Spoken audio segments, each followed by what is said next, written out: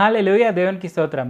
దేవుడైన యేసుప్రభు వారు ఈరోజు మనకు పరిశుద్ధ గ్రంథం నుంచి ఇస్తున్న వాగ్దానము యాకోబు రాసిన పత్రిక 5వ అధ్యాయం 13వ వచనం. మీలో ఎవనికైనను శ్రమ సంభవించెనా అతడు ప్రార్థన చేయవలెను. ఎవనికైనను సంతోషం కలిగినా అతడు కీర్తనలు పాడవలెను. సో ఈ వచనం కనుక మనం చూసుకుంటే దేవుడైన యేసుప్రభు వారు ఇక్కడ మనకు క్లియర్గా చెప్తున్నారు. మనకి ఎటువంటి ఇబ్బందులైనా ఉంటే మన జీవితంలో మనం ఏం చేయాలి? ప్రార్థన చేయాలి. అలాగ చేయడం వల్ల ఏమవుతుందంటే దేవుడైన యేసుప్రభు వారు మన ప్రాబ్లమ్స్ అన్నిటినీ సాల్వ్ చేస్తారు. మన ఇబ్బందులన్నింటినీ తీసివేస్తారు. మనల్ని సంతోషకరమైన పొజిషన్లో పెడతారు. అలాగే మనం సంతోషకరమైన పొజిషన్లో ఉన్నప్పుడు ఏం చేయాలి? మనం కీర్తనలు పాడి దేవుడైన యేసుప్రభు వారిని స్తుతించాలి. మనము రాజైన దావీదు ఎగ్జాంపుల్ ఒకసారి తీసుకుందాం. రాజైన దావీదు ఆయన తన జీవితాంతం ఆయన రాజుగా ఉన్నంత కాలం ఆయన ఎంత బిజీగా ఉన్నా కానీ ప్రతిరోజు దేవుడైన యేసుప్రభు వారిని స్తుతించేవారు సంతోషంగా ఉన్నప్పుడల్లా. అండ్ ఆయన చాలా యుద్ధాల్లో ఉండినారు. అండ్ ఆయన ప్రశాంతంగా ఉండలేని పొజిషన్సే ఎక్కువ ఉండినాయి.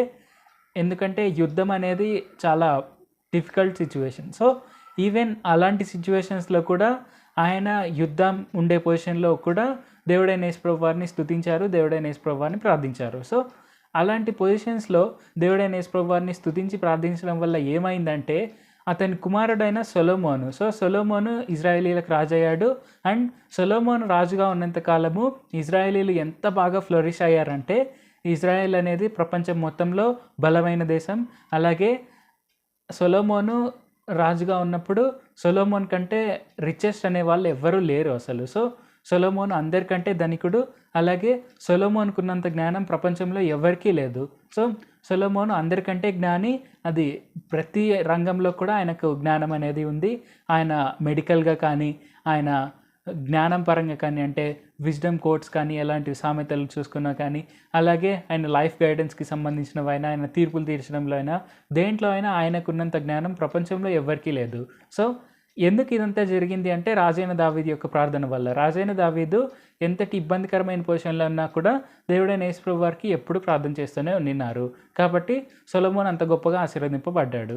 సో ఈ విషయాన్ని మనం గుర్తుపెట్టుకొని మనం కూడా దేవుడైన యేసుప్రభు వారికి ఎప్పుడు ప్రార్థన చేస్తూ ఆయన నామం పేరిట ఎప్పుడు స్తుతిగానాలు చేస్తూ ఉంటే మనం గొప్పగా ఆశీర్వదింపబడతాము.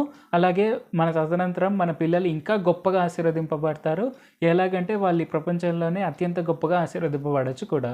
సో ఈ విషయాన్ని మనం గుర్తుపెట్టుకొని తప్పకుండా దేవుడైన యేసుప్రభు వారి నామం పేరిట స్తుతిగానాలు చేస్తూ మనం ఎప్పుడు కూడా ప్రార్థన చేస్తూ ముందుకు సాగాలి. ప్రార్థన చేద్దాం. పరిశుద్ధ జీవాధిపతి జీవంగల దేవ యేసయ్య, ఈరోజు మాకు ఇచ్చిన ఈ గొప్ప వాగ్దానాన్ని బట్టి మీకే వందనాలు తండ్రి. మేము ఎప్పుడు కూడా మీ నామం పేరిట ప్రార్థన చేస్తూ మేము ఎప్పుడు కూడా స్తుతిగానాలు చేస్తూ మిమ్మల్ని స్తుతించేందుకు సాయం చేయండి యేసయ్య. మేము తప్పకుండా ఎప్పుడు ఇలాగే చేస్తూ మేము మీ నామ ఘనత కారకులుగా ఉండేందుకు సాయం చేయండి యేసయ్య. వాక్యం వింటున్న అందరూ తప్పకుండా మిమ్మల్నే తమ నిజ రక్షకులుగా అంగీకరించేందుకు సాయం చేయండి. అలాగే మేము మీ యొక్క సువార్తను అనేకులకు తెలియపరిచేందుకు మేము ఈ లోకానికి గొప్ప ఆశీర్వాదంగా నిలబడేందుకు సాయం చేయండి. అలాగే మీకు గొప్ప సాక్షిగా ఈ భూమిపైన జీవిస్తూ ముందుకు సాగేందుకు సాయం చేయండి. యేసు నామములో అడుగుచున్నాం తండ్రి. ఆమేన్. Thank you Jesus. దేవుడు మిమ్మల్ని ఆశీర్వదించును గాక.